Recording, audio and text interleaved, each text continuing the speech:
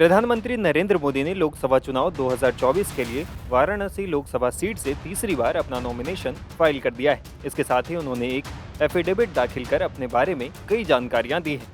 इसमें उनकी संपत्ति से लेकर पढ़ाई तक के बारे में बताया गया है। तो आइए सबसे पहले पीएम मोदी की संपत्ति के बारे में डिटेल में जान लेते हैं। पीएम मोदी के पास मौजूद नकदी की बात करें तो उनके हाथ में 52,000 रुपये कैश हैं। इसके बाद उनके स्टेट बैंक ऑफ इंडिया में 2 खाते हैं। इनमें से एक गुजरात के गांधीनगर में है, दूसरा खाता वाराणसी की शिवाजी नगर शाखा में है। पीएम मोदी के गुजरात वाले बैंक खाते में 73,304 और वाराणसी वाले खाते में सिर्फ 7,000 रुपये हैं। एसबीआई में ही पीएम मोदी की 2,85,60,338 रुपये की एफडी भी है। प्रधानमंत्री नरेंद्र मोदी ने नेशनल सेविंग्स सर्टिफिकेट में भी 9,12,000 रुपये का इन्वेस्टमेंट किया हुआ है। इसके अलावा चल संपत्ति में उनके पास सोने की 4 अंगूठियां हैं, जिनका कुल वजन 45 ग्राम और कीमत 2,67,750 रुपये है। पीएम मोदी के हलफनामे के मुताबिक उनके पास न तो कोई घर है और न ही कोई जमीन।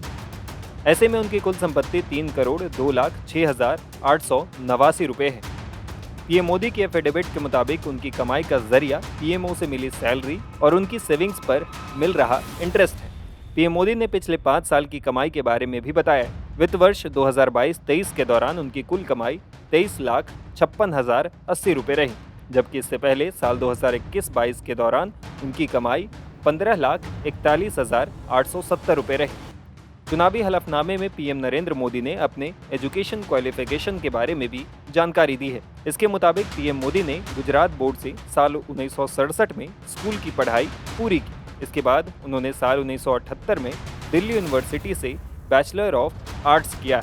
पीएम मोदी ने साल 1983 में गुजरात यूनिवर्सिटी से मास्टर्स ऑफ आर्ट्स किया है। बता दें कि लोकसभा चुनाव के लिए इस बार भी प्रधानमंत्री नरेंद्र मोदी ने उत्तर प्रदेश की वाराणसी लोकसभा सीट को चुना है। वो पहली बार साल 2014 में वाराणसी से ही सांसद चुने गए थे और फिर देश के प्रधानमंत्री बने। साल 2019 में भी वो वाराणसी सीट से ही चुनावी मैदान में उतरे और साल 2024 के चुनावी रण में भी वो वाराणसी से ही उम्मीदवार हैं। मंगलवार को उन्होंने वाराणसी से जब नामांकन दाखिल किया तो एनडीए गठबंधन में शामिल कई दलों के दिग्गज और कई राज्यों के मुख्यमंत्री भी उनके साथ पहुंचे थे।